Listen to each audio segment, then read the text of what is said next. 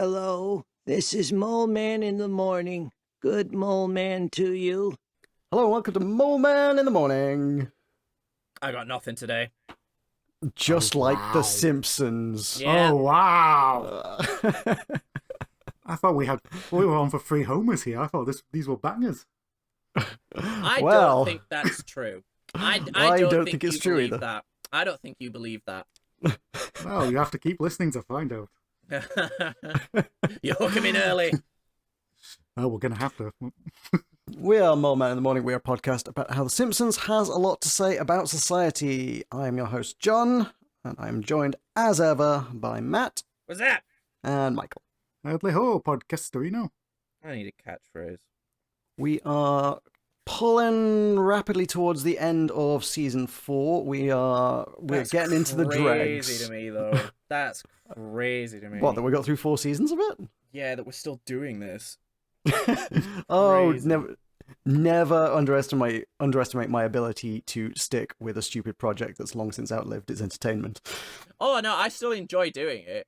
I'm just amazed because most amateur podcasts like this one just die a death, and I think because we all know that, we're all just like, nah, I'm not joining the crowd. We are finishing this bitch. I made YouTube videos to an audience of basically no one for 12 years. I'm in this for the long haul. Same. Let's do this. You've got another 3 clip shows coming. Oh, is that how many they made? I know there's another one. I know there's at least 2, I think. It's all right. Friends made like 5.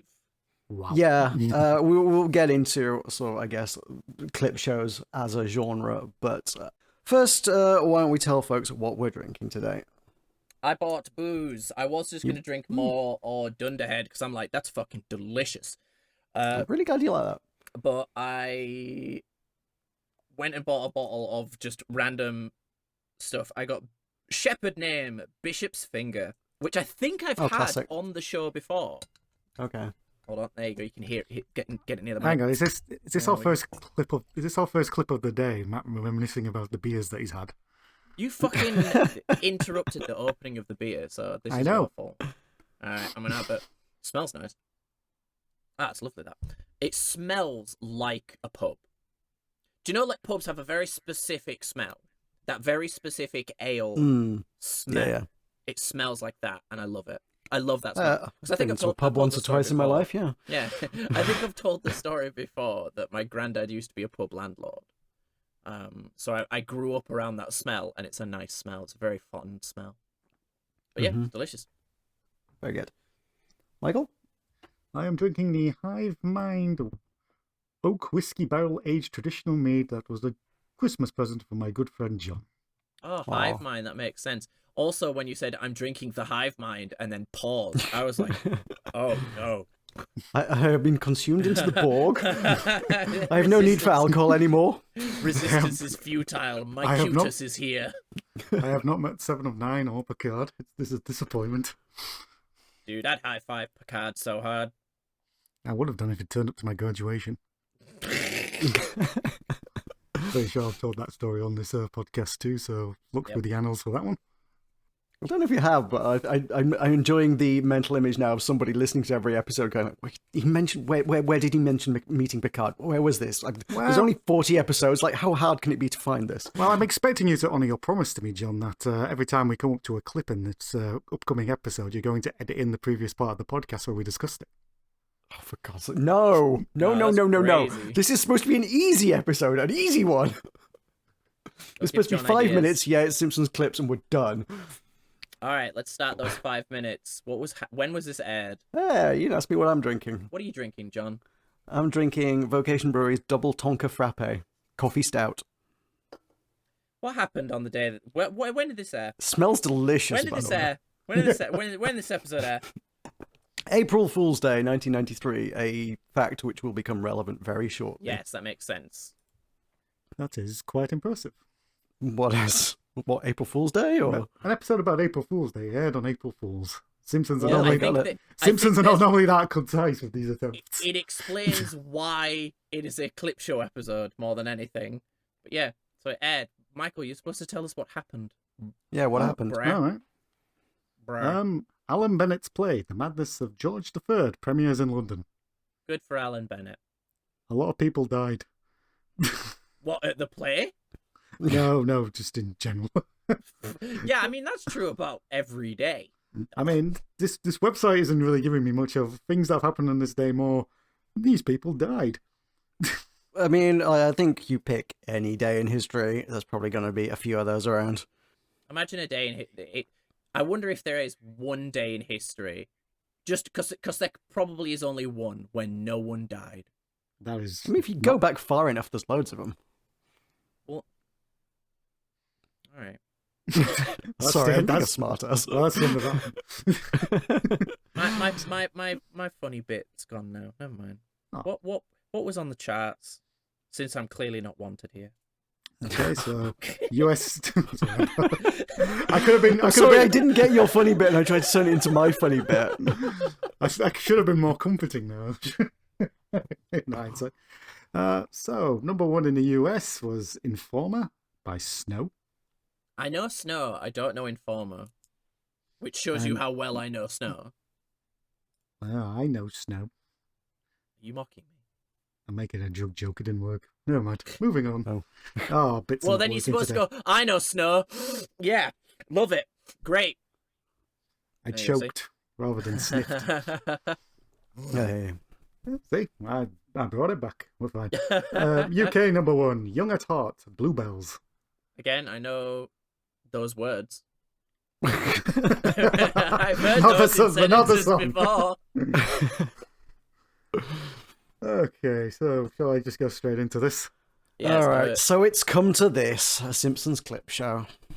Guess what this may sure has. I just want to point out, though, that being self-aware about being shit doesn't make it not shit. I want to point that out. It's like, oh, that is one of my notes. Yeah.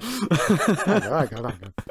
Well, you're being pessimistic here. I think this is going to be one of those classic things where when I go through the episode with you, you're going to change your mind and say, actually, you know what? It wasn't that bad. Oh, now that we think about it, it's actually quite funny. No, yeah, one thing I will say about this episode is it contains one of my favourite jokes in all of Simpsons, ever. It has got one banger. I hope we're talking about the same one. Yeah, I'm fairly certain we are. But, you know, beyond that, I have little to say. But let's continue. Okay. So really keeping the listeners engaged here by saying I have nothing to say. Don't worry, folks. This will be good. We're going to win him round. Don't worry. All right. Give us a couch gag or blackboard or whatever. Okay, the blackboard gag. No one is interested in my underpants. Presumably because Bart wasn't wearing his MeUndies. Why was this one formatted differently? Like, did you notice that it was written? It was only written in single lines down the center of the board rather than repeated lines. They couldn't be arsed of doing it twice, I guess. It wasn't all left side. It was like done as if, you know, you were writing a paragraph. Oh, yeah. Like a poem, like down center. It's really strange. It's very odd. I don't know why that is. And I have put way too much thought into it. They got a different intern to do it this time. Absolutely, yeah.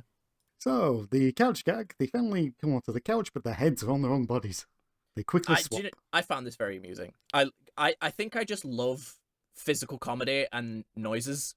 So just like the constant, like, hope that comes up on the mic. You know, the popping was just very amusing to me. First scene in Marge gets a job. See, it's another clip. Oh, there you go. We'll get to the second couch gag in a bit because I think I might be off the train on that one. Okay, so the episode starts with Bart waking up and, oh no, he's gone blind. but it turns out that's not the case. Homer has put sellotape over his, not sellotape, gaffer tape. Duct tape, yeah, gaffer tape, man. Imagine how painful that is. Just getting your eyelashes waxed, basically. Yeah. And maybe your eyebrows too. The rest of the episode should take place with Bart with a massive red mark across his eyes. Because that would suck major balls. So Homer rips off the duct tape and declares April Fools on the stunned Bart. Did either of you have anyone in your lives that was like obsessed with April Fools? Not that I can remember. I don't think so. No, I mean, it's not. I don't think it's a really a big UK thing, is it? No, because a lot of cartoons that we had in America would have April Fool's episodes, you know, where basically it almost always a moral lesson of the prankster character learning that you can take pranks too far. That was. I think that's just 'cause it's just an easy trope. Yeah, but I'm not saying that it's like, you know, unique or bad or anything like that. I'm just saying that that's usually what it was. So when I was a kid, I was always like, oh wow, so April Fool's is like this big thing, and then every year April Fool's would come around and no one gave a shit. I remember my dad definitely doing occasional small things. So small, I can't remember the specifics of them, but I remember my dad would usually make an effort to do something silly, but like... Did your father ever put expired milk that he'd left next to the radiator in the fridge? Not exactly, no. Oh, because that's what Homer does to Bart. What do you say, 2 months? 6 weeks. Which is longer than 2 months. No, it's not. No, wait. No, it isn't. Wait. Oh, wait, no. 4 weeks and a... Yes, no. Month and a half. Oh, dear, that's 4 weeks and a few that months. meat is in my brain. So, Bart declares that he's going to get revenge on Homer, and they trade insults about who's going to fool who, and Homer says Bart couldn't fool his mother on the fooliest day of his life. This went on for a very long time. Yeah, low effort episode. We then cut to Marge getting rid of the horrific milk. Oh, grim. And the noises, man. Yep. As Homer says, God bless whoever came up with April Fool's Day, and Lisa reveals it's the pagans, which leads to Homer saying, God bless the pagans. which I got. So we get a flashback of the story of April Fool's Day, and we see the pagans are given a gift by Christian Ned Flanders. In the year 1022. Yeah. It's ram's blood for their godless sacrifice, I believe was the wording. Godless ceremony, yeah. They open the ram's blood up, and would you know, it's the old snakes in the jar bit. Which yes, because way back in 1022, they had springs. This is the Homer's imagination. Plumbing. Come on. They didn't have plumbing, but they had springs. I'm not actually critiquing the historical inaccuracy of this. I actually found it kind of interesting, and I'm genuinely curious if it's true. Not if they had springs back then, but the whole April Fool's story. The April Fool's origin thing, yeah. I am interested in springs now. I want to know when springs were invented. Well, I know slinkies were invented by a naval engineer. Yeah, we did this last time when Ralph had a slinky. All right, fuckface. Well, I want to bring it up again. It's a clip show. It's a clip show. Yeah. Coil springs appeared in the early 15th century. They would not have had springs in 1022. All right. Well, then this show Simpsons. Immediately gets historically inaccurate. Marking it down. Yeah, it gets. Yeah, next you're going to tell me Ned Flanders himself wasn't there. Deducting a point from the That was score. Stupid.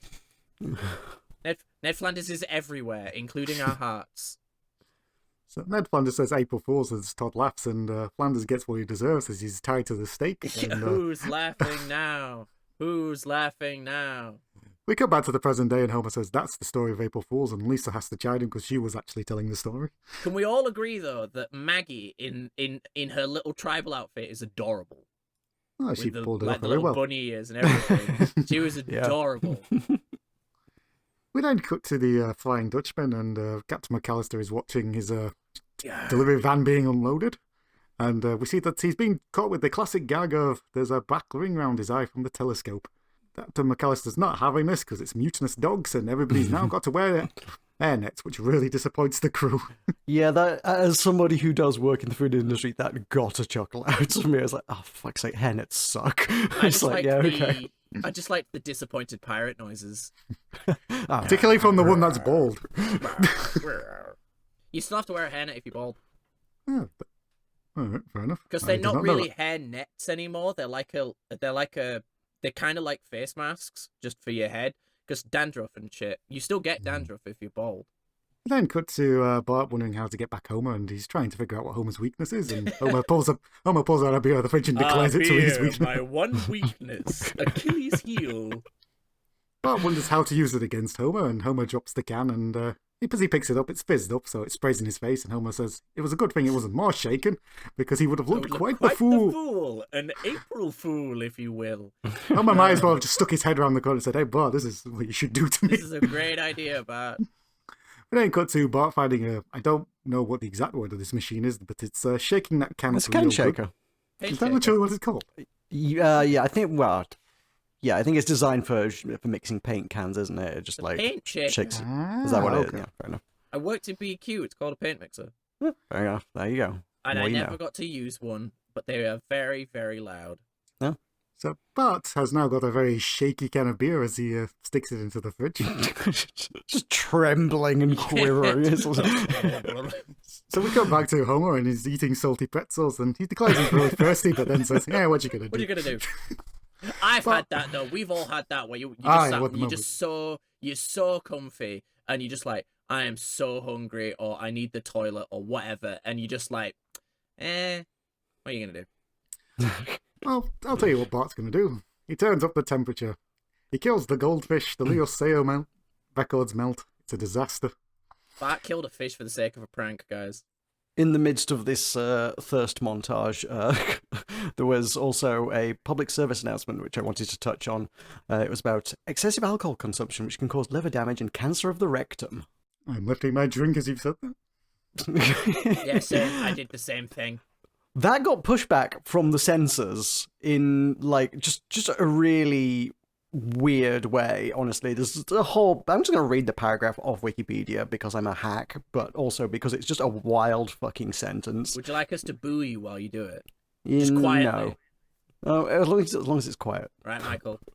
We'll get on it. The network censors initially. Did someone just R? The network censors initially refused to let the phrase "beer causes rectal cancer" into the show. The censors eventually relented when they found a medical textbook which stated the link between beer and cancer, but still asks them to go easy on beer in the future. I mean, Simpsons probably does drive beer sales, so. So this is enough to prompt Homer to get up off the sofa, and he leaves a lovely little. The proper like ripping noise as he comes off the couch. Healing himself off the sofa, yeah. Silhouette of sweat. We then see Homer go to the That's my new band name. Silhouette of sweat. Silhouette of Sweat. Homer goes to the fridge as Bart is looking on joyfully as Homer grabs his beer, and I think now, before we move on, I think we have to give John some credit because, John, Hello. you work in the drinks industry, I do. and you used to package alcohol into cans, didn't you? Still do. Yep. I did not know you were dicing with death on a daily basis because I didn't realize if you Yeah. shook a can just slightly too much, it's a nuclear explosion. This is an accurate depiction of carbonation in beverages, yes. Yep, So- absolutely. The house roof comes off from this explosion. Oh, it's just everything about this is so fucking funny. April, boom. It's it's the comedic type. The way it's cut is it's like those accounts that share like perfectly cut screams and Yes. stuff. It's like Yeah, same I mean- sort of thing mid sentence. April. Bart goes flying backwards from the fast force. It's so good. It's We then great. cut to the police and Lou is shocked to see that there's been an explosion at the Simpsons house. The old Simpsons place. Yeah, that's 2 blocks away. Wickhams not bored because it's 2 blocks away, but I beer would is put- coming. I just beer want is to, coming out. before we go to the Wigan bit, I don't think he would refer to it as blocks in such a suburban area. Springfield is clearly not set out in blocks, so you wouldn't refer to them as blocks. But whatever. Might be a US thing. Maybe Yeah, they think yeah, all streets maybe. blocks. Lou points out there's beer coming out of the chimney, which is not possible because there isn't that much beer in the can, and there is no chimney because the roof. There's no chimney left. Yeah. Despite this, Wiggum gets out of the car because he's now going to I'm proceed on pursuing foot. on foot, calling a code 8. We need pretzels. I repeat, pretzels. Wiggum is literally running down the street with his tongue out, trying to catch this in his mouth. It is Oh, quite the thing. strange. And that's the end of Act 1, and there is no more good episode after this. Yeah, there's another bit. We've got Dr. Hibbert in a minute. Dr. Hibbert in a minute. I'd listen to that. We see Dr. Hibbert's own hilarious April Fool where he tells Marge that Homer is dead. Dead. But Marge, but it's just a joke, but you may never walk again. And they leave enough of silence there for you to wait for him to say April Fools again. And he doesn't, and you're just like, oh no. We then see that Homer's in his wheelchair going row, row your boat. So he's quite optimistic about the prognosis. He's just got a mop for no reason. So he can row. Yeah. More fool me, I suppose. Marge comes into the room and the doctor that's looking over Homer's x-rays begins to give the briefing. He looks strangely familiar, but He we'll get does, to that you in a know, I don't know second. where from, but, you know, maybe a convenient clip will explain it. Maybe. He points out that Homer has several lesions on his head, and what do you know? The clips begin. They sure do. But he says these dark spots are lesions on his brain. That is a X-ray of his skull. Mm-hmm. It is not a CAT scan. He is not a human doctor, but, you know. This is That fair. might be the part of the This joke. is fair. This might be why he's so shit. So Homer gets hit by several baseballs across multiple episodes. Gets hit with the circular saw. The quickie mart slams on his door on his head while he's asleep.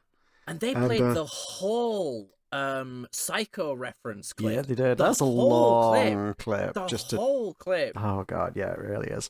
Well, it's fine because we've got some more long clips coming as we see that Homer's brainwaves are a bit erratic, and we go back to the episode series 1. It has been long enough that I'd kind of forgotten about that one. Yeah, these were fun to be reminded of. By the way, if you have any interest in visiting what we had to say about these episodes, if you check us out on Spotify or I don't know if it's on Apple. They are. All the episodes are on Apple these days. They have actually made that happen. Yep, so if you want to go back and check out what we had to say about these episodes at the time, please do feel free. Back when we were bright-eyed and bushy-tailed and Trump wasn't fucking president. You might want to skip the first 3. Excuse took me. a while to get into our groove. Just go straight to episode 2 when I get involved. They're not in episode 2. I thought episode 2 was the one you skipped. Yeah, he's not. I thought I skipped episode 1. No, you're in I think you were in episode 1. Then, yeah, I think you skipped 2. Episode 1's the Christmas one. Oh, of course. See, Anyway. we're reminiscing now. See, this is what this episode brings. It brings Is back this the memories. reminiscing? I hate you guys. As the doctor asks what could have caused this, Marge is still at a loss, but eventually thinks it may be something to do with Homer falling down the cliff. I kind of forgot at how much Marge just, like, plays the whole, you know, embarrassed lie thing. Because what was it last episode that... Or does Maggie use a pacifier? Oh, thing? yeah. She does, and I forgot that Marge does this all the time. Of like, she just doesn't want to admit how fucking moronic she and her husband both are. So we get both of Homer's trips down the gorge. And, Which is, I think we touched on this when we saw the episode, right? But, like, this is an expanded version of the scene, Yeah. right? That you just don't Yes. get in the original. Yeah, it's way less censored. it's the second one, isn't it, where they actually add in the... So I'm Bits where we going could down actually the see him cliff going. in the stretcher Yeah. or whatever. Considering the stretcher hitting him in the head, I can sort of understand why they made that's it in the brutal, head, though, 'cause yeah. that Yeah. was... I was just amazed at how much blood there is in that scene, man. It's That's probably crazy. why it got cut last time. It was That just the amount genuinely of blood. haunted me as a kid. Like, it genuinely unnerved me as a kid when I first saw it. Then see that Marge actually starts to recognise the doctor, and it's cut back to the clip of him in the vets where he was failing to save the hamster. Yep. I'm And, fairly certain if you used a defibrillator, Defibrillator? keep that in. Let me look like an idiot. I'm fairly certain if you used a defib on a hamster, it would burst.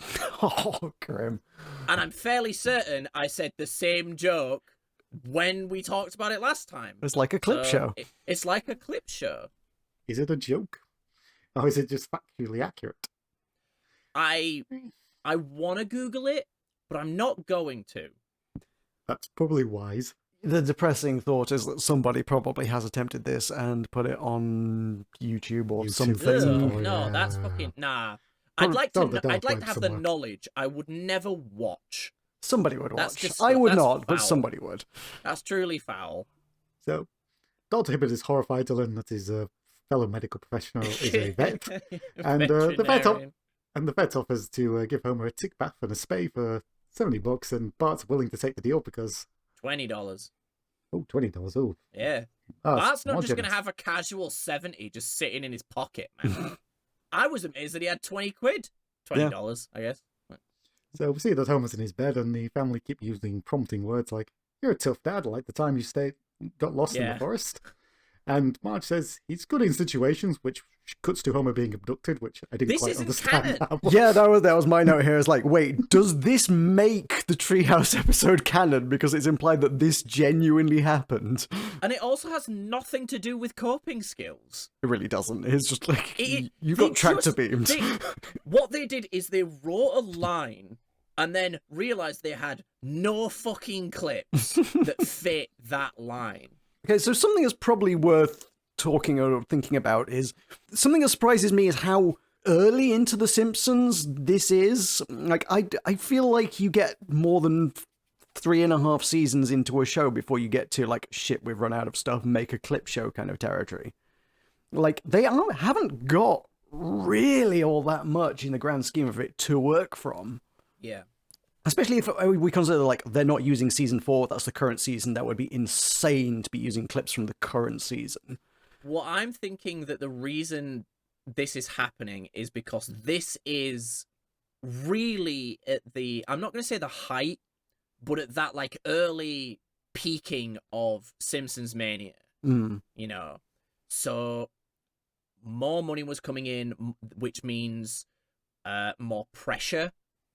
And thus they're like, for whatever reason, they're like, get this out now. Like, sooner. Undeniably, And it's like, it's just an easy episode to make. Yeah, it's 100% in order to get why the it season exists. out on time, they had to do this, so yeah. And who doesn't want to relive the amusing episode of our life of Itchy and Scratchy, where Scratchy's eyeballs are replaced with dynamite? Indeed. There are so many better Itchy and Scratchy clips, and they use that one. Well, the show's really gone downhill. They really need a new writer, I think. They need a new writer. I think that's what it is. Yeah, well, we'll get there. I know, just the guy. Anyway, we go to the next scene, and Homer is being visited by Moe and Barney. Moe's bought Homer a beer, and Homer doesn't want the beer because he's now traumatized. And brings pain. one flew over the cuckoo nest begins, and Random ass reference. And apologies to my psychology class back in 2005, of which I ruined this ending, despite the fact that I thought everybody knew what the hell happens in this film. So sorry, but in case you didn't know, in case you didn't know, Barney murders Homer with a pillow, throws a water cooler through the window, and runs off into the distance. And all Moe can do is say, he really needs to get a girlfriend. Yeah, okay. So we see that Homer is worried now about being in a wheelchair and thinks he'll be some sort of vegetable, and his life's work will be unachieved, and Marge says this will be society's loss. I can't tell if Marge is placating Homer or actually does agree with him here, because the way the voice actress delivers it could go either way, that she's either being like, it's no big loss, or it is a big loss. I mean, I was fully expecting yet another in the series of Homer's, I'll never get to live out my live stream of doing X. Oh, but Homer, you did X last year. Yeah, true. Yeah. Marge says their marriage will survive anything, like the time Marge thought about bonking Jock, and we get the officer and the gentleman ending again. Oh, yeah. Wow, wow, wow, wow, wow, wow, wow. They just put a lot of effort into that scene and they really liked it and wanted to reuse it. It's not that interesting or entertaining. It's just like a good bit of animation. We don't get myself. Yeah, we're just ignoring it. We're playing them. I admittedly, I do like that gag. I'm going to the back seat of my car with the woman I love, and I won't be back for 10 minutes. It's a good joke. It's a good bit. We cut to the evening, which is the perfect time for physiotherapy, apparently, and Homer is not getting up from the chair, and the therapist give up. Homer then sees the candy machine, and we go back to the land of chocolate. Oh, good lord, the land of chocolate, yes. Yes, and Homer's prance always gets me. Chocolate, half price. Just such a dumb joke. But Homer gets out of the chair and he makes it to the vending machine. He doesn't even struggle, but he just basically gets up and walks slow. There's there's no effort into the animation of this episode.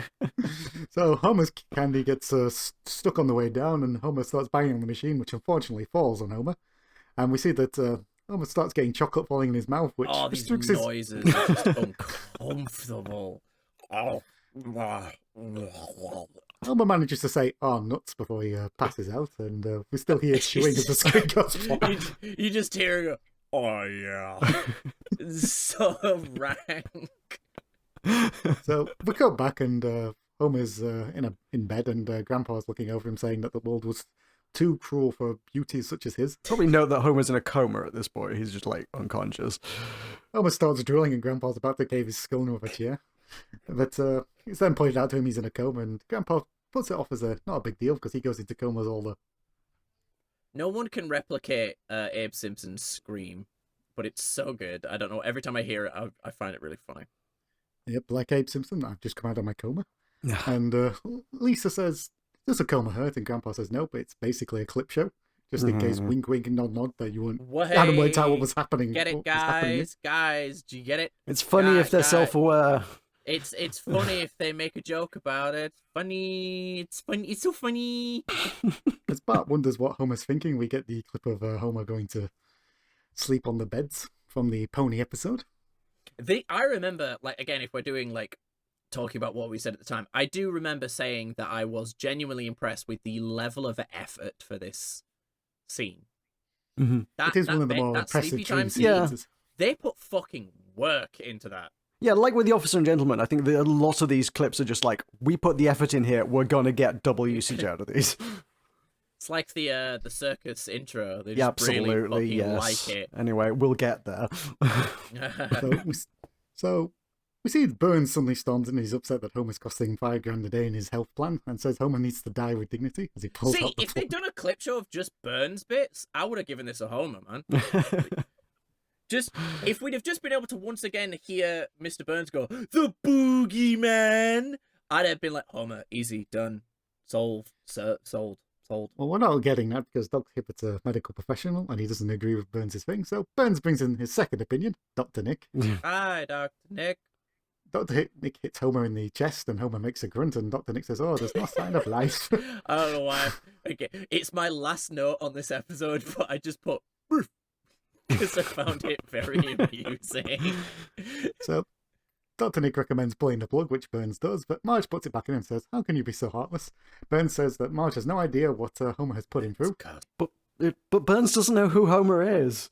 Yeah, exactly. Simpsons, eh? The clip is just Burns being mildly inconvenienced by Homer asking for money. Yeah, like Homer has done far worse to this man. So many better clips of Homer causing trouble. I think it's kind of that is intrinsically the gag though, is that the one very, very mild inconvenience was that's the one thing that Burns took away from their entire relationship. It's the only one he actually remembers. Yeah.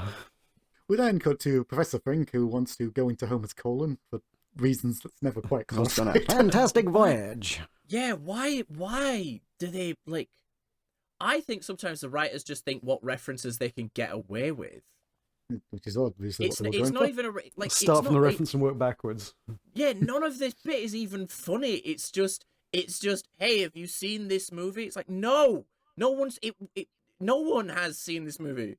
Remember Professor Frink? He's still in the episode. He's still in the series. Yeah, I mean, I've never actually seen the movie, but like people know about the movie. I know what the Fantastic Voyage is, even if I've never watched the movie. But like, yeah, the gag is just like everybody, the family and volunteers elsewhere included, just being repulsed at the idea of being inserted into Homer's colon, which fair. And that's probably why there were been a lack of volunteers. Yes. So we cut to Lisa reminiscing of the good time she's had with Homer, which is when she was playing when the Saints were coming marching in for Homer, and Homer was having a whale of a time. Mm-hmm. And Lisa starts playing the saxophone for the unconscious Homer. It's a nice moment, I suppose. Yeah, nice moment. Yeah, it's sweet. Yeah, I that's the thing. I love they're rare moments, but I love the moments where Homer and Lisa have like father-daughter moments. I think they're really cool. Mm-hmm. They're just very sweet. It shows that the writers are capable of doing more than just funny ha-ha. What they do. So cut to Bart, and Bart is apologising to Homer for not being the perfect kid, and we get the Indiana Jones opening once more. Which Homer running face first into that door is never not brutal. Yeah, it's full belly out and everything. And Bart starts talking about life advice, and for some reason it's Bart in the trash can. And learning to shave. What? Well, the learning to shave was the advice. The trash can was got into trouble, wasn't it? I always get into trouble, and it's the Bart getting bullied episode. And then there's the 32 dough montage. which Oh yes, of course. That they use the same doors like multiple times. yeah, I don't know specifically. I don't know specifically what the story is behind it because Wikipedia does not go into a lot of detail. But David Silverman used it in some sort of college show, and I guess was reasonably proud, I guess, of putting that together. So I guess they stuck that in there. Wow, well fair enough. done. Like, Well done, Dave. Yep, Good you job, I put a bunch of guess. doors together. You did it, bud. Eventually, we get to the point where Bart Teefley the admits that he people shook that up the... insert themselves into Simpsons fandom that I refuse to remember the names of put more effort in than that. David Grelk. There he is. I remember now. David B. Grant. Well, we Fuck haven't heard that from him guy. for a while, but we'll get to Nate Myers very shortly. Yeah, so I bet I can... good old Nate. So Bart finally, Teefley admits that he shook up the can of beer, and as Bart is crying away, Homer slowly starts to come out of his coma, full of rage. The heart line goes into Bart's head. Mm. Yep. Homer finally wakes up and starts choking Bart as happy, We're a euphoric music is family again. playing. Lisa and Marge are hugging, and Bart is being strangled. But next scene, Homer has made a complete recovery and says he's taking the family to Hawaii. But he's just kidding because it's still April Fool's. But it turns out that Homer's been in that coma for 7 weeks. God damn. The family just start laughing about this, and eventually Marge reveals to Homer he's lost 5% of his brain function. Homer's response to this is, "Me lose brain? Uh-oh." And the family laugh until Homer stops and goes, "Why I laugh?" Why I laugh? Yep, that was a clip show. Fortunately, they'll never make one of them again. Oh God, thank God. I'm going to be honest, the talking it back thing hasn't really worked out in changing my opinions of this. No. I'm gonna take a bold stance here, guys, and I feel like you'll agree with me. I don't think this episode gets a rating. It's a fucking clip show. Yes, there's a small amount of Simpsons. I'm not giving it an out of Homer. It's a fucking clip show. Fair play. Yeah, no, it was valid, I suppose. I did give it one, but that is a valid stance to take. What's your Homer out of Homer? I gave it a Simpsons-themed jigsaw out of Homer. Basically what it was, lots of bits put together. I give it cancer of the rectum out of Homer. Oh, good lord! Jesus, man. I feel like that's worse than a When Flanders Failed. My final note on the episode was, let's never do this again. But we will. We were. It did not at least say twice. diddly fucking shit about society, I don't believe. I mean, I guess you could extrapolate to say that it says that sometimes writers are overworked and don't have time to write quote-unquote enough episodes to fill what their corporate overlords want. Like, you could analyze the existence of the episode for what it says about society. That is kind of where I wanted to go with it. Like Yeah. clip shows as a phenomenon, weirdly, I would say, seems to have sort of died out just as a concept. Like, I don't know how often shows use them these days. I did a brief cursory bit of digging, and I found Rick and Morty did one in 2015, and It's Always Sunny did one in 2018, and those seem to be, as far as I can make out, two of the most recent clip shows in television, I guess. And two shit shows. So, Yeah, of course, yes. they did clip shows. Yeah. I think in this day and age of streaming, you kind of got to be a bit more precious about what you put out there on your show, Yeah. because it's a very volatile world where things get cancelled, and I don't think you can afford to throw away an episode. Yeah, that's so to it. speak. The landscape has changed, hasn't it? Streaming has become just like, it's a lot of very easily digestible content, and you need to be able to binge things, and like, you're not going to be like, oh, what happened for? Let's reminisce on things that happened over the last 4 years. Yeah. You're going to sit down and watch the whole fucking show at once. Yeah. But on the other hand, if you've got 77 episodes of a series you've already made, you can phone one in. Well, Yeah. that's the thing as well, is it's like with the advent of streaming and modern media culture, it's a lot less regimented of this needs to come out at this time, it needs to be finished by this point so that it can hit a yearly release schedule. Oh yeah, you don't That's have not to as like much of a fit it thing. into like as you say, the schedule. Yeah, we don't need to get our big tentpole episode for sweeps or whatever. Yeah, exactly. Yeah, I mean, I did find an article that I meant to write down, and I didn't. I'm wondering if I can find it again, because I meant to cite it. I'll try and credit him in the video version.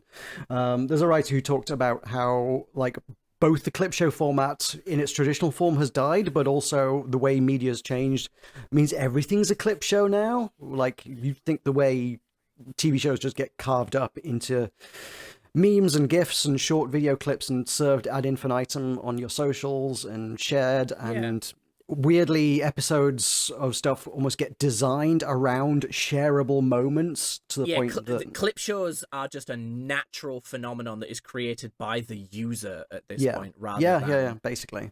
Also, when you find the article, what we should do for the video and for the audio is, so you pause the episode and then just have me read it out in like the most bland way, as in like 10 minutes later.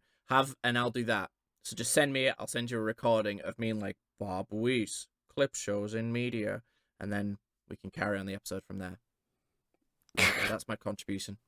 Sure. Okay. Well, I thought it was fucking funny. Fuck you guys. Yeah. Other takeaway on this is maybe TV shows don't need to be 23 seasons need to be 23 episodes long. How dare you, sir? Maybe the British format of 6 bangers and you're done is a season. It works better than 23 episodes and it's mostly filler. Yeah, absolutely. Bring back Red Dwarf is all I'm saying. God, Red Dwarf. Not that it ever really went away. No, I watched an episode of it while I was on holiday in York, and I just got all nostalgic and was like, yeah. It's great. Love it. We still managed to fill 42 minutes of this shit. We sure did. Let's move on. Let's move on, I think. Yes. Season 4, episode 19, The Front, which What the fuck has this title got to do with the episode? Because it's a front that Grandpa Simpson is pretending to be. Duh. All right. Would you ever believe the Simpsons writers made a reference, something they have never historically done before? It is a reference to The Front, a 1976 film about writers fronting for blacklisted writers in the 1950s. That's not a reference. That's just using the same title. Oh yeah, guys, do you want to read my new book, Harry Potter? They also wanted to basically lift the plot, quite frankly, from the film, but actually didn't in the end. So they've just lifted the title, and the only real connection there, I guess, is writers. Yeah, Sai is correct, I think. Yes, I think you're right on that one. It aired on April 15th, 1993. I have nothing. Nothing Literally happened. nothing. Yeah, it's Madeline Martin's birthday. That's Okay. that's what's given me. It's pretty quiet. Yeah. All right. And you'll be pleased to know that the US and UK number ones are still the same. Very good. Sick. Good for those All right. guys. This is an easy episode. We can just move on. Okay, so the Blackboard gag. I will not sell miracle cures. Yep. Funnily, I guess. Yeah. Hilarious. Okay, Simpsons. The circus gag. I've said this on this podcast. It's a work of art. It's great. But you've used it 4 times in this bloody season. Is it 4 now? I mean, I wrote down circus count 3. I thought it was only 3 so far. Either way, it's too many. It is too many. It's pretty sure it keeps coming back. It comes back for a couple more. Oh yeah, I guarantee they used the circus one this season. Yeah. As in the latest season of Simpsons, they used it. No, I don't. Surely not. No. I What? guarantee it. No. It will have been used in like season 14 or some shit. Because it's not HD unless they remastered it. They would have remastered it because I remember watching Modern Simpsons and the couch gags looking different. Really? They will have used it recently. I will put my hat on it. The couch gag was used for nearly 10 seasons, so I guess it's gonna be around till, I guess, season 13 by the sounds of it. I mean, I'm not opposed to them using it. I just want them to space it out. I'm opposed to them using it. I will also note that Simpsons Wiki observes that the most common appearances are on episodes that otherwise run short. Could we tell that this episode needed padding out a little bit? This episode. A couple of giveaway clues that we'll get to. So the episode begins, and we're cooking with Krusty, and Krusty gets into an argument with Chef about his Jewish heritage, and yeah, it's weird. This was weird. This war went over my head. I don't know if it's meant to be making a joke about Jewish people in American media, like not in an anti-Semitic way, but in that kind of joke of that the American media is anti-Semitic. But as far as I'm aware, it's like a lot of famous American comedians are Jews. So, but then how publicly do they make their Jewish heritage part of their like public persona? I don't know. I genuinely don't know. Yeah, exactly. I don't know if it's just like we're too young, which I don't think I've said in a while. But I don't get to say that very much anymore. maybe we are too young for this bit. Maybe this is for someone who like watched a lot of American late night television in the 80s kind of vibe. Maybe. No, Lisa says it's a shame that Krusty's ashamed of his roots, and we don't see Homer coming to the frame with a plunger stuck to his at least head. we get a good visual gag out of it. Like he says, Marge, it happened again. It happened again, yeah. Spoiler alert, it will happen to Homer again. What was he doing that this Wouldn't you happened? like to know? Yes, I would. The gag continues as Homer tries to pull the plunger off his head, but just takes the handle. Now, do you know what? I don't know if it was just because of like the connection there, but because they mentioned Jews, I was just like, well, now he's got a yarmulke. Like he's ready to hang out with Krusty, I guess. He's got his yarmulke ready. I don't think they're that clever. No, I don't think it is a reference. It's just that's where my head went. This prompts Bart to ask Lisa what she's going to change her name to when she grows up, and Lisa's got a nice, going to be Laura Sanborn, and Bart is going to be Steve Bennett. So we then cut to the Itchy and Scratchy cartoon, and it's literally just Itchy hitting Scratchy in the head with a mallet. Lisa comments that it's a lackluster effort, and Bart I says love they're the building to fucking something. copium with Bart. Just like, nah, they're building to something. He is. It's like the Krusty's coming levels of cope for Bart. You know, the Krusty camp. He's just like, no, this will be good. I swear it will. Bart is right. They are building to something. That's to tell kids don't do drugs. And so yeah. I was thinking about this actually. So John, I know you didn't start watching television until it was invented, but Michael might understand this because I imagine Michael had a fun childhood and actually watched cartoons.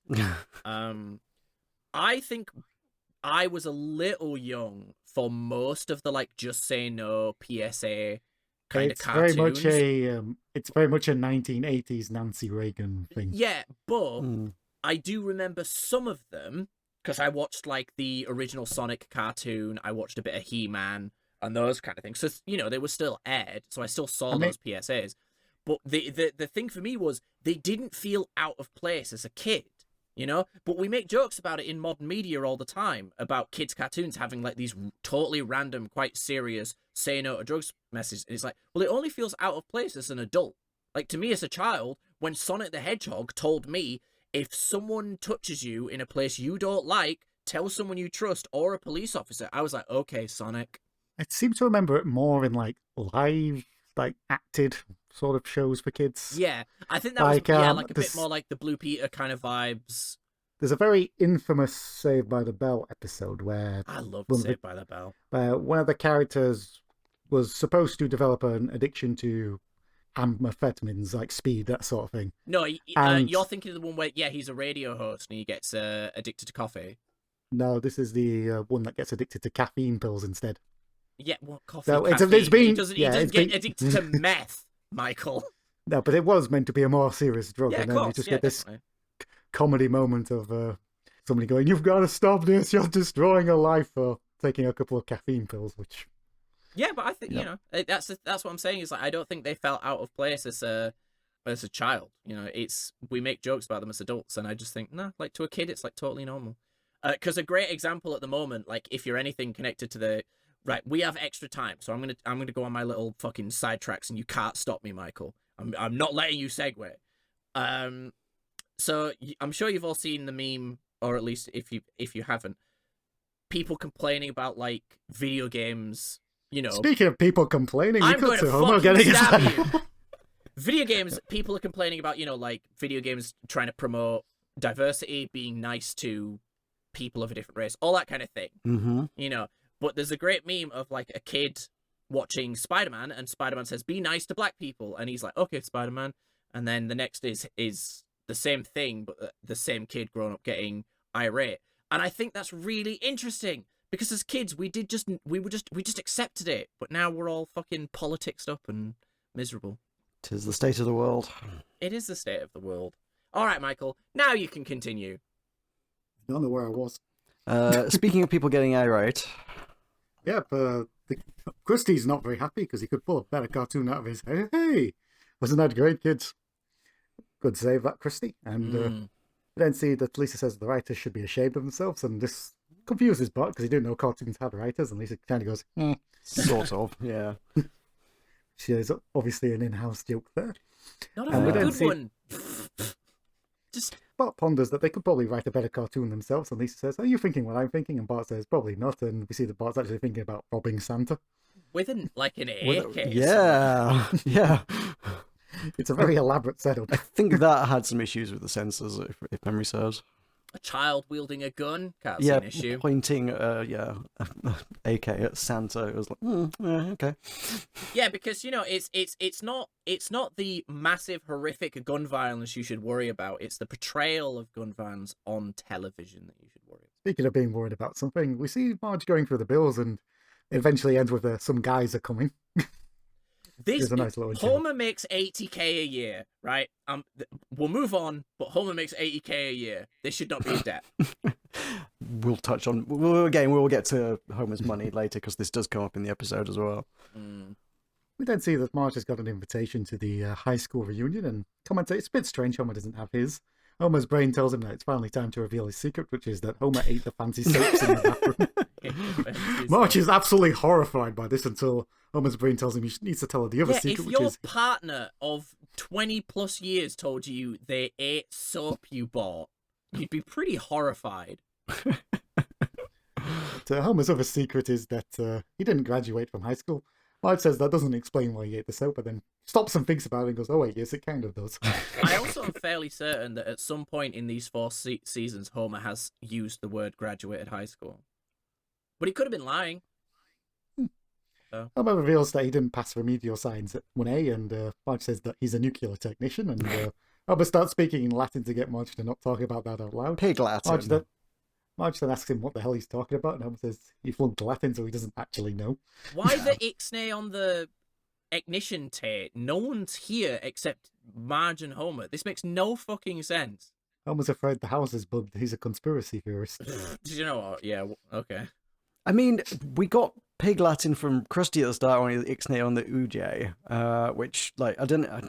Weird that they used it twice. I don't know if it was meant to be a callback to 2 minutes ago, but I guess. Apparently it was. We then see the kids are writing the cartoon and they're trying to think of a setting, and outside Bart watches Homer inadvertently cut Marge's hair off and reattach it with a twig. I will note... oh, go on. I was just going to say comedy. The Simpsons comedy without words of Homer just making noises and doing stupid shit is some of my favorite.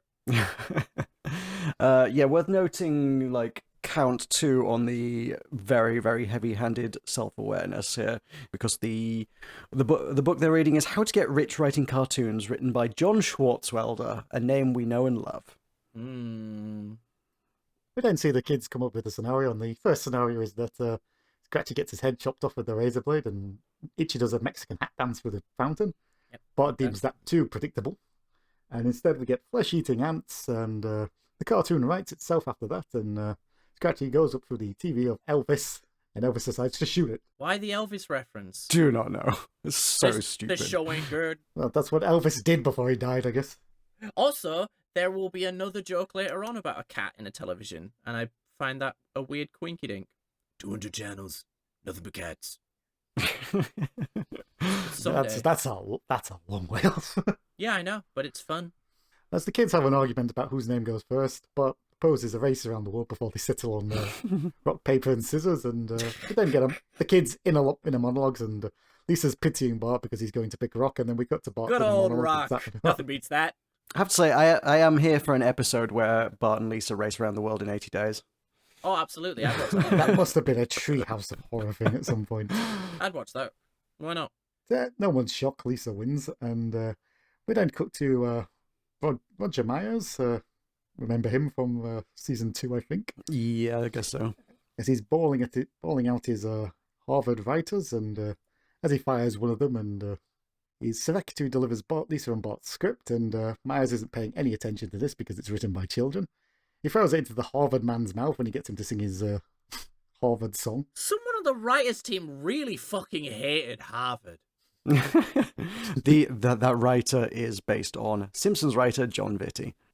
Okay. Does John Vitti regularly get hit in the head with somebody's name stamped? Do they not like John Vitti? I think all of the writers get some pretty rough treatment in this episode, to be fair. So we don't see that the kids are dejected that the letter got rejected, but Lisa correctly guesses it's because they're children. And then suggests they put an adult's name on, and they decide to settle on Grandpa because his credit card got used for an entire year. How did he interpret names? Like, I mean, the first time they're like, hey, we're kids, but like the second, like, the name doesn't imply the age. It was the fact that you told them you were kids. Yeah. I suppose at this point, though, they can't, like, they're saying put an adult's name on it because they can't use their names. I guess so. Because then he knows the names, I guess. We cut to the retirement home, and Grandpa is writing an angry letter to Modern Bride magazine because there's not enough wrinkly old women in it. Dumb. I like the way he uses the word for shame. For shame.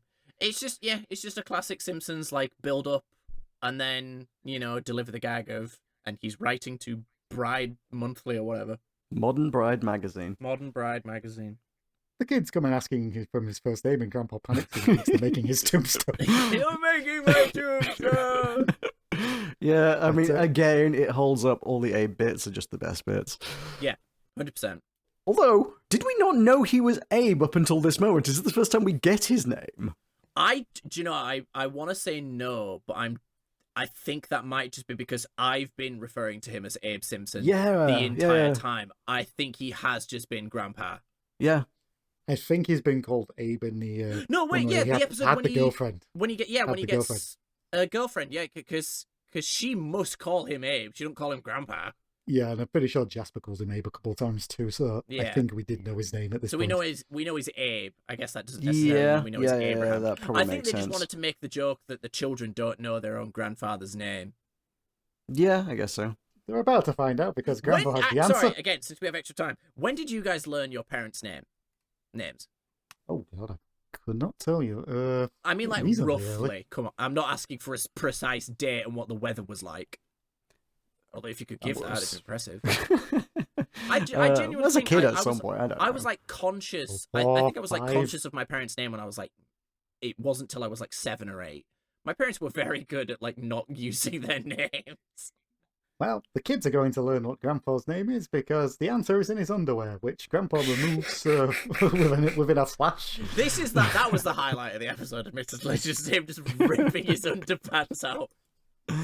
Grandpa reveals that his name is Abraham Simpson, and Lisa asks how the hell Grandpa removed But his I underpants like that without he taking says his whenever trousers he's off. confused, he checks his underpants because it holds all the answers. It's like, dude, what questions are you asking your pants, man?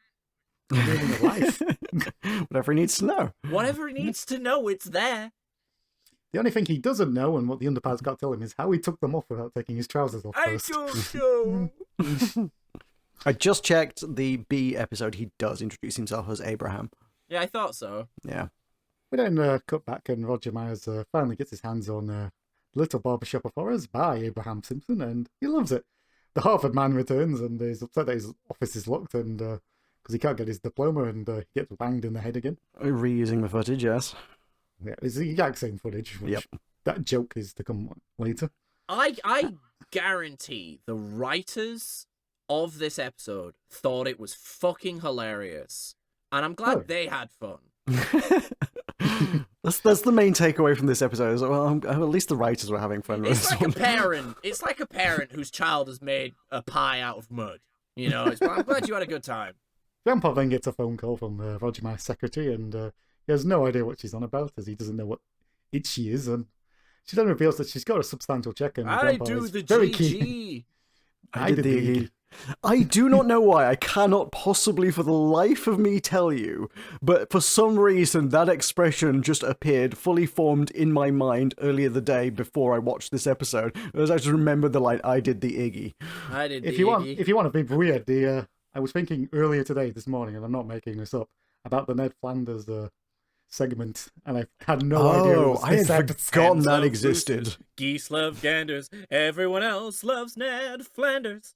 Not In me. time. Everyone In who counts time. loves Ned Flanders. Oh, you've ruined it now. No, I haven't. That's the fucking gag. That's the gag.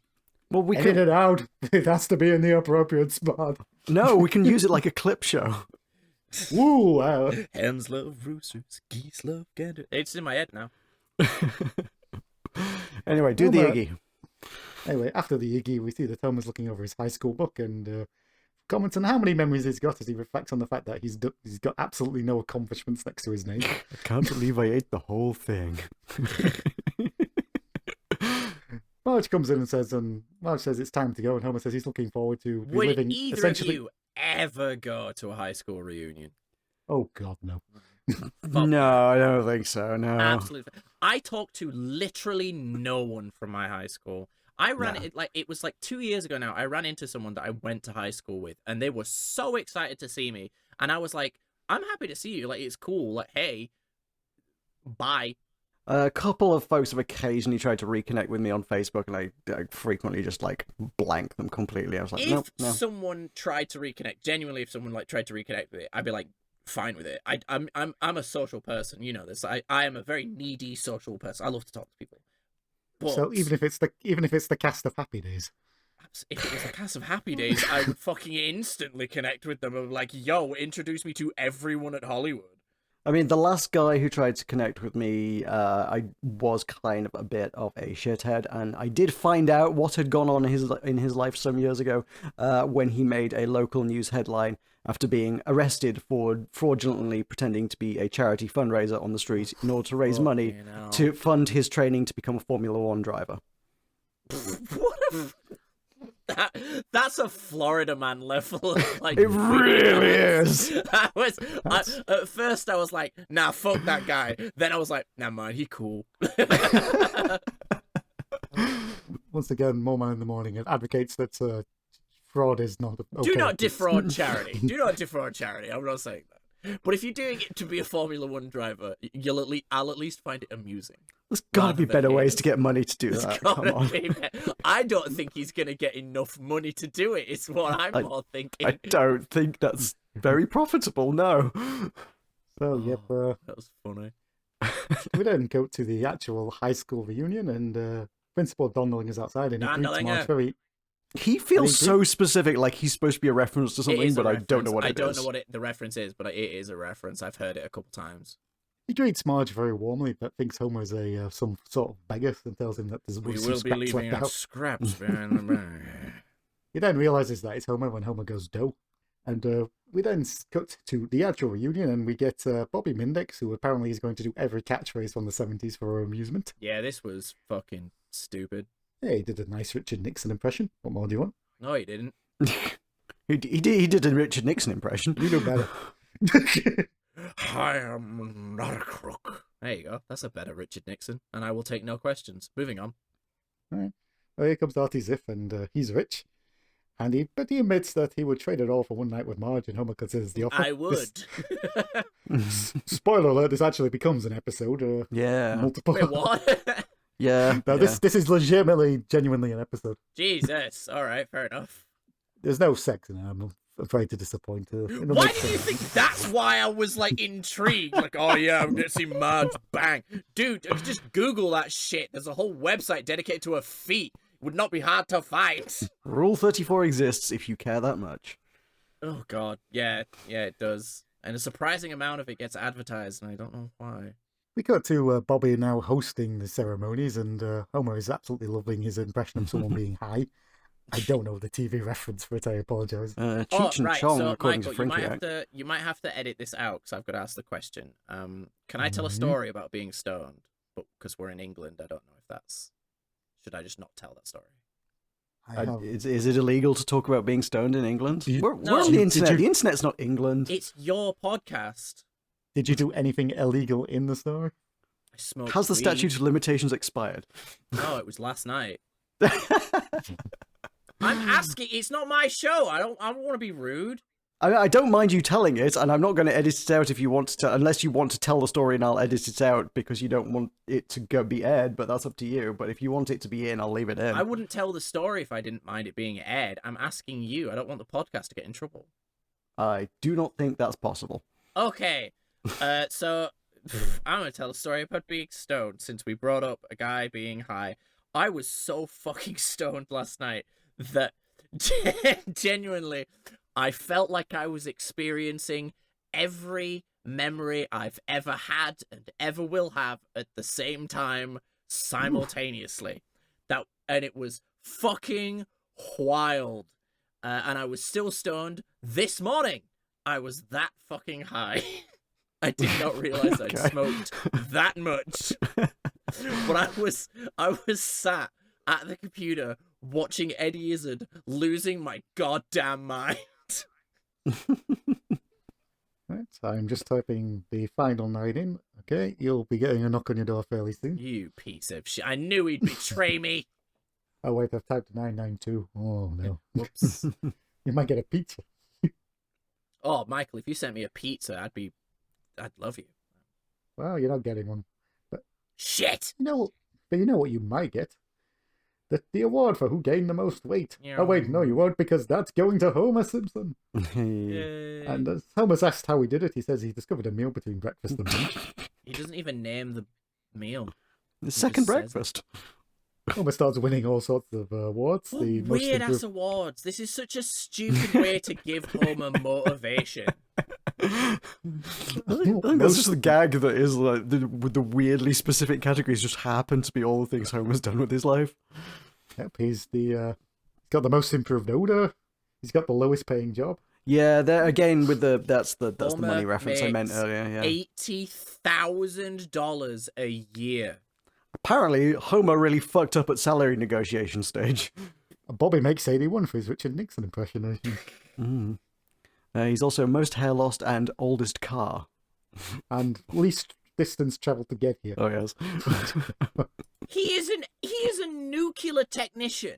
He is a nuclear tech. It doesn't even matter if he's shit at his job. If I was a nuclear technician and I went to my high school reunion and anyone was bragging, I'd be like, I could cause a fucking genocide at the push of a button. I win. Fuck all of you. That's maybe not how I would pitch it, but That is yeah, exactly how I would pitch it. Okay. I could ruin the country. Fuck y'all. I win the reunion. Homer says it hasn't been easy staying in his own rut. Don Mulligan comes on stage and reveals that Homer has not passed the science class and he has to return his award. Why would he announce this? Everyone mocked him. Why would he announce this? I know it's Simpsons. I know it's a bit kooky and weird, but this is dumb even for Simpsons. You cannot let the most improved odor trophy go to someone that did not graduate high school. That is unacceptable. I think you can. I think it's okay. Homer says that he still has his pride as he's being mocked unmercilessly, and says that he will go get his high school diploma and reclaim his awards. Marge looks horrified and embarrassed by this. We then cut back to Roger Myers meeting Grandpa, and he declares that Grandpa is old, and Grandpa says he wants his money, and this is enough to convince Myers that You're right, all right. Grandpa wants another one. Yeah, and, people wanted to be paid for their work. That's so specific. Yeah, crazy. Grandpa wants to be paid another check, and Myers hires him, and Grandpa says his chest hurts as he then goes off to meet the other writers. $800 a week is pretty good. Yeah, it's solid. I'd take it. Like that's a living wage, if not more so. That's like what? Yeah, I mean that's like It's like 40 grand a year. Yeah, that's a good job. That's a good job, especially for a fucking retiree. Yeah. Grandpa meets the other writers, and Myers points out that Grandpa's better than them because he's got life experience, and Grandpa's life experience is that he spent 40 years as a night watchman at a cranberry site. I loved how amazed the guy was. He was like, he was so impressed by being a night watchman. Then cut to Krusty, and Krusty's got a nicotine patch on, and he says that this is going to cure him, and we have an awkward moment of Krusty looking at it awkwardly before he starts licking it. This was uncomfortable. We then cut that the Bart and Lisa's cartoon is actually on the TV, and when Lisa goes to turn the volume up, she inadvertently changes the channel to something about erosion. I should probably note that the writers' room when Abe was introduced, all those writers were the Simpsons writers. Oh, Obviously, yeah. of course they were. Of fucking course they were. The one on the left being our boy John Swartzwelder. They have never announced the names of the writers for Itchy and Scratchy before. Why are they doing it now? To pad their plot. Yeah, convenience. We also learned that Itchy and Scratchy has a nice little sign off at the end of every cartoon. They fought and fit and fought, fought, fit, the Itchy and Scratchy Show. Yeah, the bit there's like a little animation of them sitting at a typewriter and throwing the paper into the air, which turns into the logo, which was a reference, you'll be astonished to learn, to TV shows produced by Stephen J. Cannell, who had a very similar thing at the end of his, and he later. him? I don't know. I guess he wrote a bunch of stuff. I guess, and I guess his stuff was like, it was probably equivalent to like the Gracie Films jingle is like iconic. Yeah. Like his stuff would have been at the end of. I'm quickly scanning his works to find out what he was at the. People would have seen that at the end of the A-Team. Fair Amongst enough. other things that I don't know as well. That's fairly big. That's fairly big. Do you know Mr. T didn't like the remake of the A-Team, the film version of the A-Team, because it was too violent? Oh, really? Yeah, genuinely. He said in an interview, he said it wasn't that violent. We never killed nobody. I'm not trying to like mock him. I think that's roughly what the quote is. Yeah, I think people just kind of flipped upside down, and that's how the bad guys exactly. were mostly It's like the Batman thing where people on the train where he punches people off the train and they land conveniently in a tree, kind of thing. Yeah, just a random fun fact. Mr. T didn't like the remake because people didn't die or people died. You just wouldn't think Mr. T would be that fucking wholesome. He's a very wholesome man. Apparently so. Go see his WWE Hall of Fame acceptance speech. He thanks his mother for 20 minutes. Nice. It's quite something. As you should. My mum's great.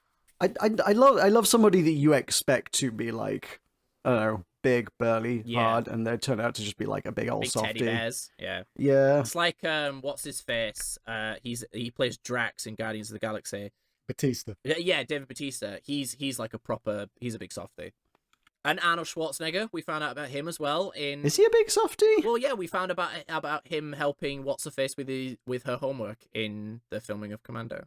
There's also a gay, and there's also a name. gay. There is one gay person, guys. No, they're out there. I was gonna say game, and then I pivoted and say movie because it's not a game; it's a movie. Who am I thinking of? Terry fucking Crews. Yeah, Terry Crews is a very just massive dude who's just lovely. Do you know he came up with that signature pose of like jumping during a panic attack? Because it was his first time. You know, have you seen the pictures of him on the like not runway but the red carpet doing like the jump? Like, I don't know if I have actually. Okay, well, if you just like search Terry Crews jumping, I am currently searching for exactly that. If you he said in an interview, there's a bunch of those. Oh. Yeah, because it's his signature now. But it was like his first time on the red carpet, and he was like, he had it in his head that someone talking about how you need to, make a name for yourself, you need to get a reputation, blah, blah, all those kind of things, because he was new to the industry. And he fucking panicked and said, "Hey, everyone, look at this." And he then immediately was like, "Shit, what do I do now?" So he just did that. Okay, fair enough. And as someone who also has, like, social anxieties like that, respect. Yeah, can't fault it. Absolutely. Strike a pose. Just live like your life is an anime. Strike a pose. Homer comes to tell the kids his shameful secret, and Bart first of all shows him that he won't lose any respect for him. Homer then reveals he didn't graduate high school. Why and would you laughs tell in your his kids face. this? Just so they know, so they don't hear it on the street, I guess. You're on the street from who? I fucking hate this episode. Homer begins to strangle Bart, and we see that Grandpa has knocked on the door, and Grandpa looks like a 1930s gangster. It's quite the look he's got going on here. They should have also played the Godfather rip-off music for this bit as well, like from the last episode. Grandpa announces he's got a job, and his job is that he tells the cat and mouse what to do. Homer then gets the vision. Homer gets the vision in his mind of Grandpa being dropped off at the insane asylum in the wheelbarrow. And Bart says they need to talk to Grandpa, and Homer says if he gets funny, tase him or something. No, lure him into the basement. We then see that the kids explain to Grandpa what the score is, and Bart asks him why he thought he was getting money, and Grandpa says he thought the Democrats were back in power. Not for another 4 years, Grandpa. That got a giggle. That got a giggle. Wait, but no, Bill Clinton's just been elected at this point in time, right? I was using real life. Oh, okay. Oh, now I'm sad. Nah, Also, optimistic. I like it. I appreciate that. that's my secret, Cap. I'm always sad. I am just frantically trying to figure out what Abe's salary is equivalent to today as just an academic process. 85 grand in today's money. Fuck He's me, making more. man. Wow, he's making more than Homer. Yeah, he's making more than Homer, and also that's an astonishingly well-paid writer. No. He would be making more than Homer did then. Now, Homer now would make 130. Oh, okay. We've I been couldn't over remember this, whether yeah. yeah, I could In not the remember whether 90s. Homer's was pre or post inflation. No, pre-inflation is around 80 to 80, Woo! 84 grand. Now, the same job Homer has would be about 130 to 140 grand Okay. a year. And obviously, you're a nuclear technician. I imagine you get some pretty serious fucking benefits.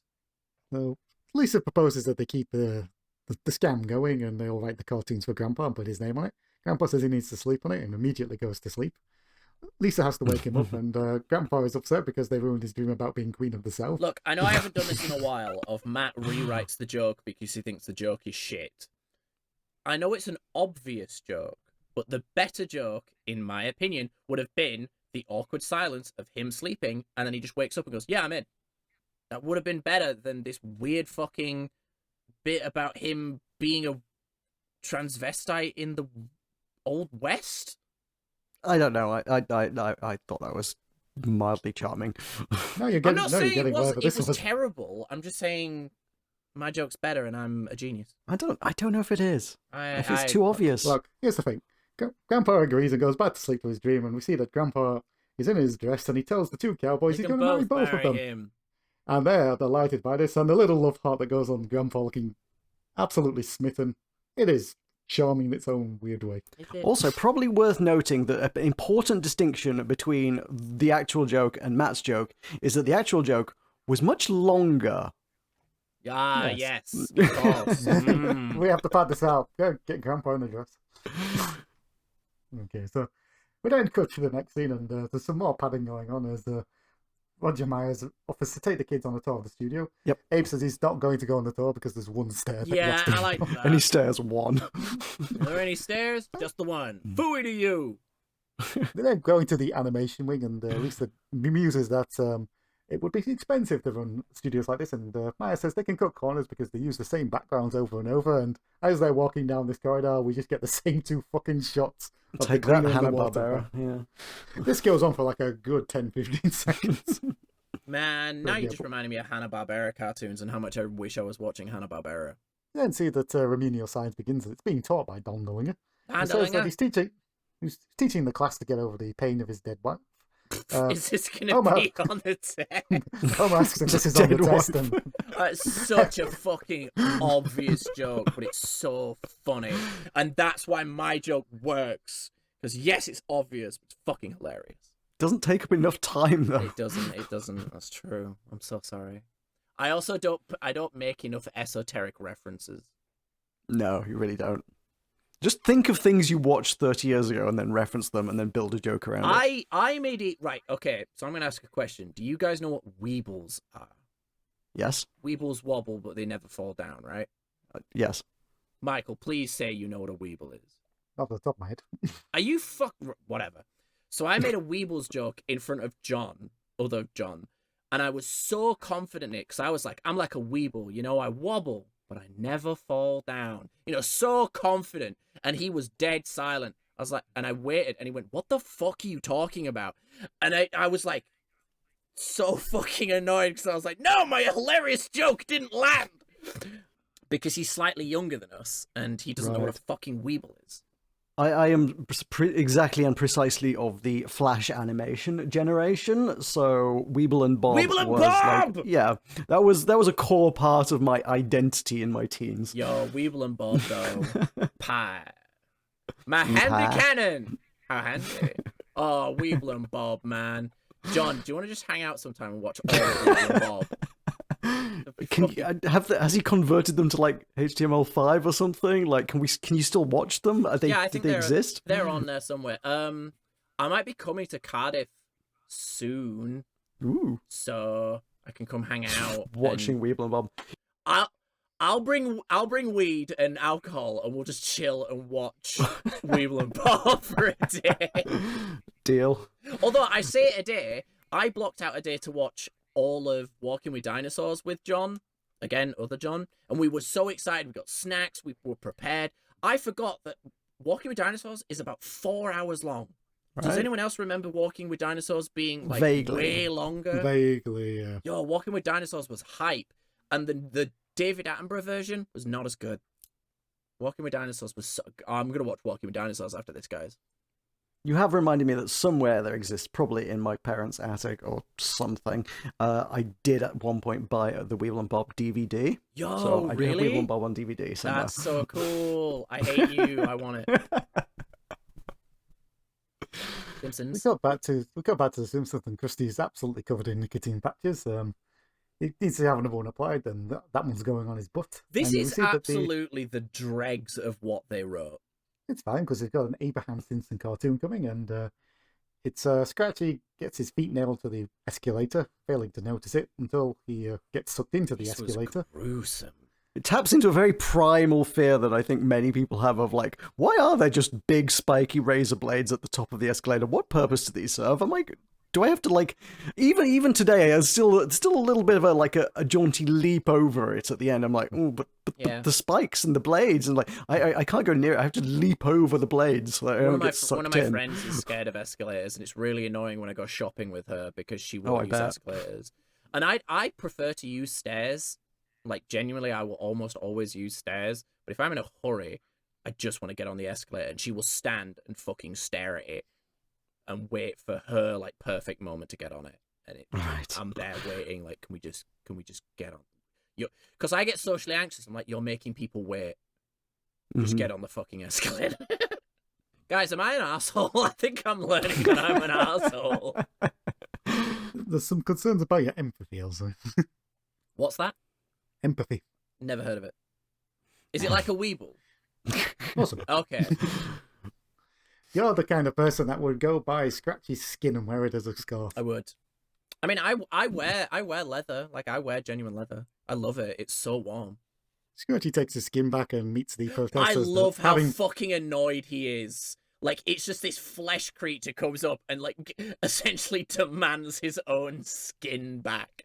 And then the pompous nature, the arrogant nature of which he like, flips his own skin around his neck. There's something so fucking weird about it. The writers were high as balls writing Itchy to Scratchy. The protesters are there to stop Scratchy and his pompous attitude as they stomp it out of him. Yep. Yeah, because they're like, fur is murder, and then they proceed to kick the shit out of someone for wearing fur. Meanwhile, Donderlinger is burning a donut to Donderlinger. demonstrate his calories, and Homer is absolutely horrified. It's a particularly sweet donut because of the blue flame, and Homer is having to be consoled by the person next to him. I taught my nephew about flames burning a different colour based on what burns the other day, and he was so fascinated. It was really cute. He's 6 years old, and I was telling him that you can make a green fire by burning copper. Nice. Yeah, there's no like, hilarious story. I just thought it was really cool and cute Yeah, how that's excited he cool. was by Yeah. it. Mm-hmm. Meanwhile, Grandpa is writing his thing and letters of the president, and he wants free states eliminated, not like Donald Trump who's trying to add. There are too many states nowadays. Please Please eliminate eliminate three. 3. I am not a crackpot. I appreciate the way he That's what signs it makes off. it really good. Is him saying, "I am not a crackpot," because it has that same vibe, but in a funny way of, "I'm not a racist, but." God. Yeah. Myers comes in to tell Grandpa he's been nominated for an award, and he's fired all the other writers, and now the studio's profits rely solely on him. Grandpa panically admits that he's a fraud and the studio is doomed. Unfortunately, Myers What was was not that? paying attention, and he has to leave immediately before Grandpa can repeat it. We then cut back to the final exam, and Donderlinger reveals it's 50 questions, true or false. True. Homer then says true, and Donderlinger says, "No, Homer, I'm just describing the test." True. And Homer says true. Donderlinger says if Homer does the test, he'll be fine. False. But Homer says false. False. Yeah. Homer then makes a deal with his brain that they don't like each other, but if they get through this, he'll go back to killing it with beer, and the brain agrees. You And got a deal. Homer's off to the race. We then see that Grandpa is preparing for awards night, and we see that the presenters are Krusty and Brooke Shields. We then get the joke of the star of the Blue Lagoon. You missed did the escorts, did you call the girl from the escort service? They said sorry, their insurance wouldn't cover you. And he said, that's an onion in the lotion. What a fucking phrase, man. You know how much Grandpa likes his onions. They are the style at the time. Yo, can we all agree? Onions, fire. Onions are great. Love an onion. Love an onion. Yeah. Onion will improve most things. It will. Fucking hell.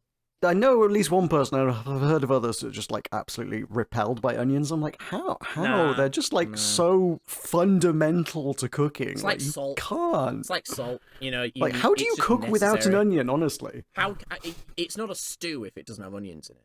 it's not many things without an onion. Yeah, absolutely. Onions are great. Love an onion. So we're at the award show, which the night after will be sprayed for cockroaches. So they felt confident enough to put on the sign.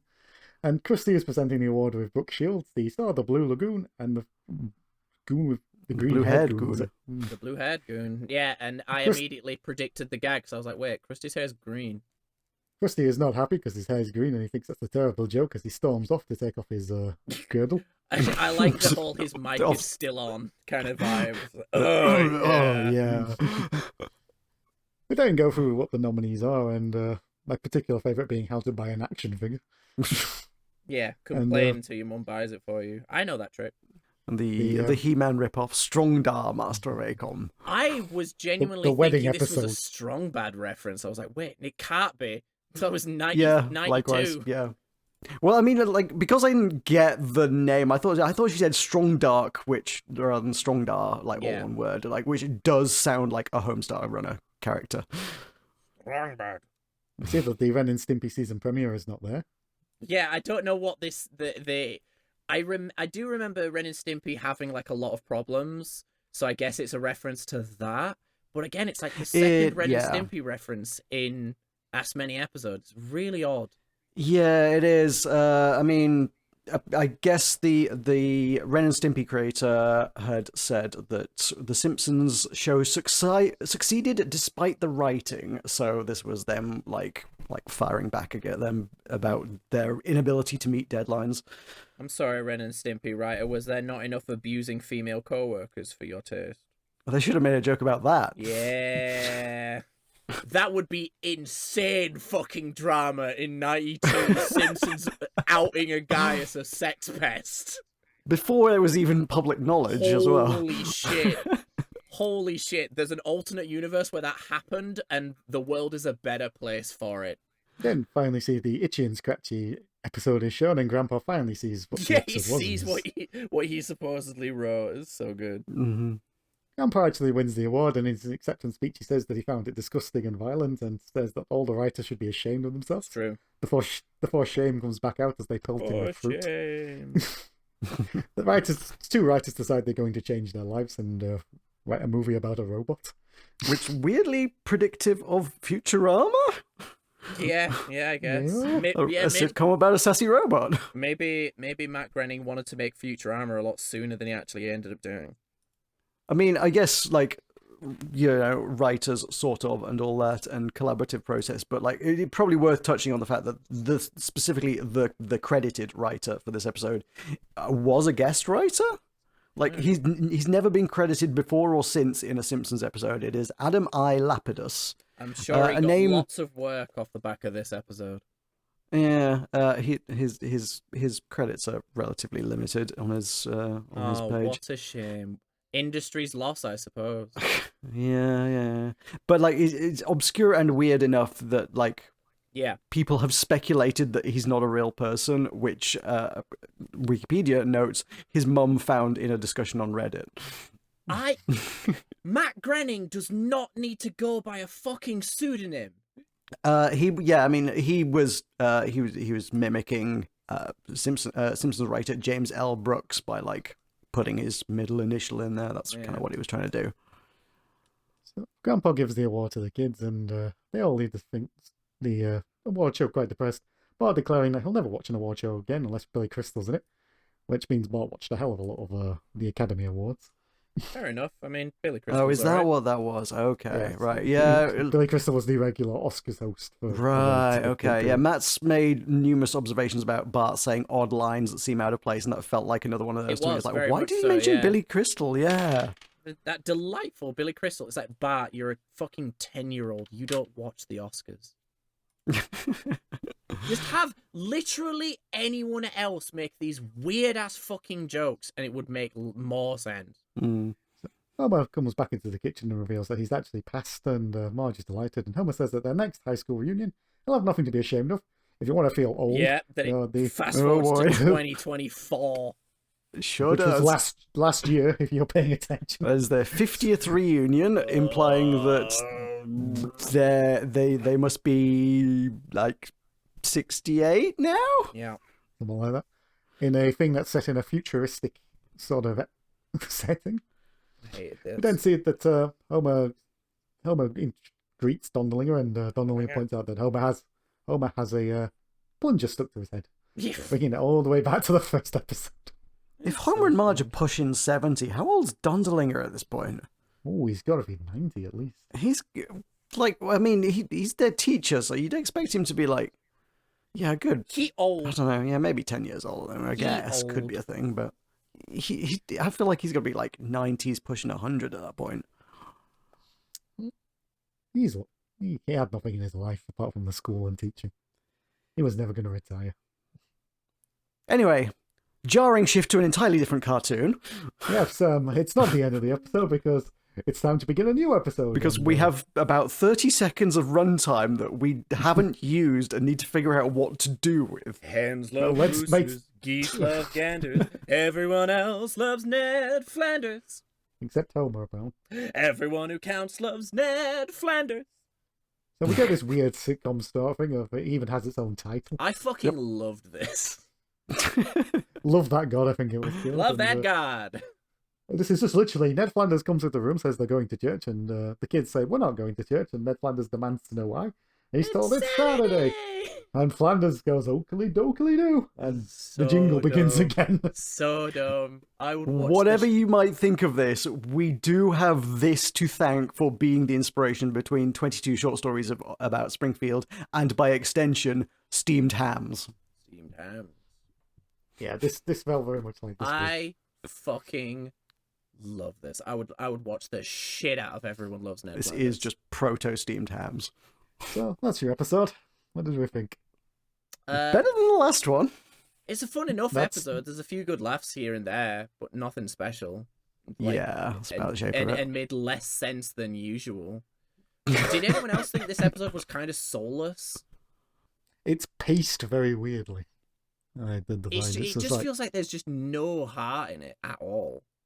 Yeah, I mean, I don't know how much of that is like random guest writer submitted a script that they decided to go with or what, but yeah, I get you. Not a great episode, ultimately. Yeah, I mean, like, it's such a weird concept because, like, you got a writer writing a script about pitching a script based on the fact that he'd seen a news story in the early 90s about two kids who wrote in pitching a script to a cartoon and it got turned into a cartoon. And he was like, oh, that's a good concept. Maybe I should make that as a script and pitch it to The Simpsons. And then they went with it. Fair enough. So, yeah, 13-year-old girls Renee Carter, Sarah Creef, and Amy Crosby wrote a script for Tiny Toon Adventures. And it got made into an episode. Good for them.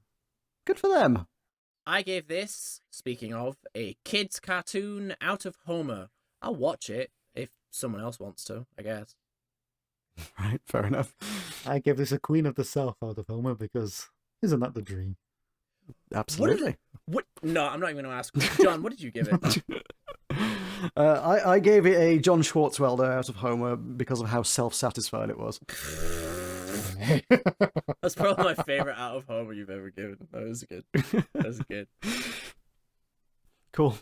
Was there anything to say about society, or do we want to dwell on Michael's Queen of the South? I definitely think they said more about the writers themselves than society. Someone clearly didn't like people who are college educated in this episode. So I guess you could dive deeper into the anti-intellectualism that has slowly rotted away our society and is one of the biggest reasons why people like Trump and Elon are now destroying a country. But who wants to talk about depressing shit like that? That's interesting. I didn't read that as like explicitly anti-intellectualism. No, it's not. It's not. It's a pipeline. They're college educated. Get you, and that leads to anti-intellectualism. Because it's a symptom that leads down that route. Yeah. Okay. Yeah. And again, just for the people that are probably going to get butthurt me saying that, it's a joke. Yeah, it's clearly like.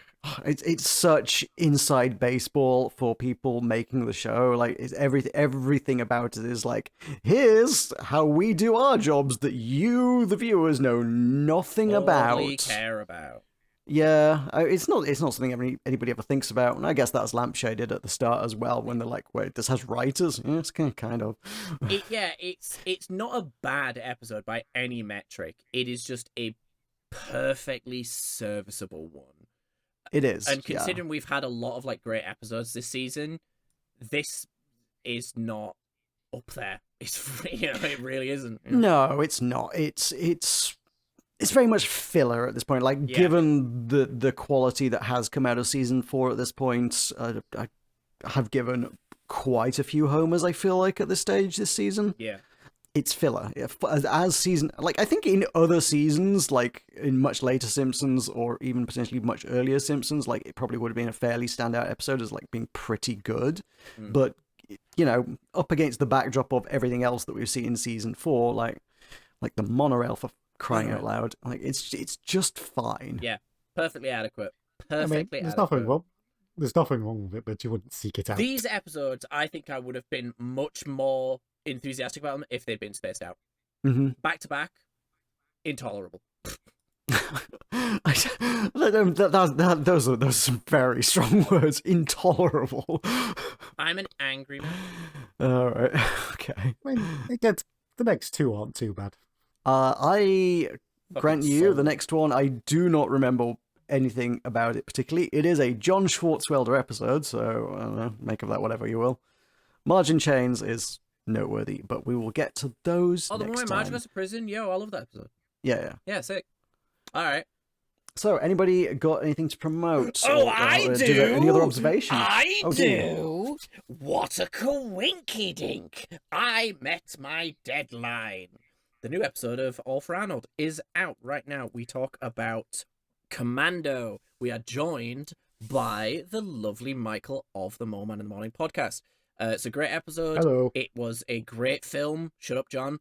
Really fun to talk about. I love talking about the Arnie films because they are such a change of pace from like The Simpsons, so they're a lot of fun.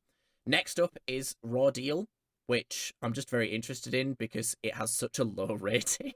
And I've never seen it. I know nothing about it, but my dad's like, yo, you're gonna like Raw Deal. I'm like, why do you think I'm gonna like Raw Deal? So I'm either about to be very insulted or what, I don't know.